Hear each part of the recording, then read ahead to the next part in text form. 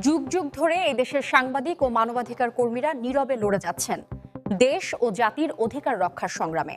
কিন্তু দুঃখজনক সত্য হলো, যখন এই সাংবাদিক ও মানবাধিকার কর্মীরাই বিপদে পড়েন, তখন তাদের পাশে দাঁড়ানোর মতো মানুষ খুব কমই পাওয়া যায়। সমাজের প্রতিটি স্তরের খবর আমরা পাই তাদের মাধ্যমে।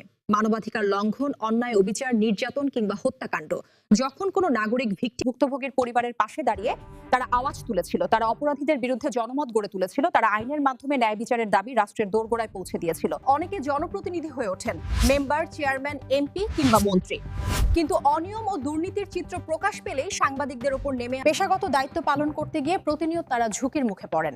শারীরিক নিরাপত্তা, মানসিক চাপ, সবকিছুর মাঝেই তারা লড়ে যান নির্ভীকভাবে। সচেতন মহলের মতে, দেশ ও জাতির স্বার্থে যারা সত্য তুলে ধরছেন, তাদের নিরাপত্তা ও অধিকার নিশ্চিত করা এখন সময়ের দাবি।